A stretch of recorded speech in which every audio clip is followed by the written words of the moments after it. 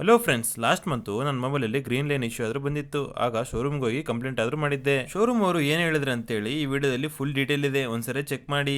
Complaint ಆದರೂ rice ಮಾಡಿ ಬಂದಿದ್ದೆ. 20 ಡೇಸ್ ಆದಮೇಲೆ ಅವ್ರು ಕಾಲ್ ಮಾಡಿದ್ರು ನನಗೆ. ನಾನು ಆಗ ಮೊಬೈಲ್ ರಿಪ್ಲೇಸ್ಮೆಂಟ್ ಆದರೂ ಚೂಸ್ ಮಾಡಿದ್ದೆ. ಬಿಲ್ಲು, ಬಾಕ್ಸು, ಚಾರ್ಜರು ಈ ಮೂರು ಕಂಪಲ್ಸರಿ. ಈ ಮೂರನ್ನು ತೊಗೊಂಡು ಶೋರೂಮ್ಗಾದರೂ ಹೋದೆ. ಒಂದ್ಸಲ ಮೊಬೈಲ್ ಕಂಡೀಷನ್ ಎಲ್ಲನೂ ಚೆಕ್ ಮಾಡಿದ್ರು. ಹಾಗೇನೆ ಚಾರ್ಜರ್ ಬಿಲ್ಲನ್ನು ತೊಗೊಂಡ್ರು.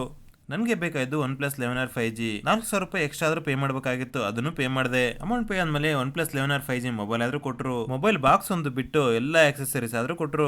Mobile back case, pin ejector, charger ಇದೆಲ್ಲ ಕೊಟ್ಟರು. ಶೋರೂಮಲ್ಲಿ ಬಂದು ರೆಸ್ಪಾನ್ಸ್ ಚೆನ್ನಾಗೇ ಮಾಡಿದ್ರು. ಆದರೆ ಒಂದು 2 ಅವರ್ಸ್ ಆದರೂ ವೇಟ್ ಮಾಡಬೇಕಾಗಿತ್ತು ನಾವು ಮೊಬೈಲ್ ತಗೋಬೇಕಾದ್ರೆ. ಯಾಕಂದ್ರೆ ಅವರು ಮೊಬೈಲ್ ಕಂಡೀಷನ್ ಚೆಕ್ ಮಾಡೋಕ್ಕೆ 2 ಅವರ್ಸ್ ಟೈಮ್ ಆದರೂ ತಗೊಂಡಿದ್ರು. ನಿಮ್ಮ ಮೊಬೈಲಲ್ಲಿ ಏನಾದರೂ ಗ್ರೀನ್ ಲೈನ್ ಇಶ್ಯೂ ಇದ್ರೆ ಫಸ್ಟ್ ಶೋರೂಮ್ಗೆ ಹೋಗಿ ಕಂಪ್ಲೇಂಟ್ ಆದರೂ ಮಾಡಿ. ಮೊಬೈಲ್ ರಿಪ್ಲೇಸ್ಮೆಂಟ್ ಇಲ್ಲ ಡಿಸ್ಪ್ಲೇ ರಿಪ್ಲೇಸ್ಮೆಂಟ್ ಆದರೂ ಮಾಡ್ಕೋಬಹುದು. ಮೊಬೈಲ್ ರಿಪ್ಲೇಸ್ಮೆಂಟೇ ಬೆಸ್ಟ್ ಆಪ್ಷನ್ ಫ್ರೆಂಡ್ಸ್. ಡಿಸ್ಪ್ಲೇ ಹಾಕ್ಸಿದ್ರೆ ಚೆನ್ನಾಗಿ ವರ್ಕ್ ಆಗುತ್ತೆ ಅಂತಲೂ ಹೇಳೋಕ್ಕಾಗಲ್ಲ. ಓಕೆ ಫ್ರೆಂಡ್ಸ್, ವಿಡಿಯೋ ಇನ್ಫಾರ್ಮೇಟಿವ್ ಅನಿಸಿದ್ರೆ ಒಂದು ಲೈಕ್ ಮಾಡಿ, ಹಾಗೆ ಸಬ್ಸ್ಕ್ರೈಬ್ ಮಾಡಿ.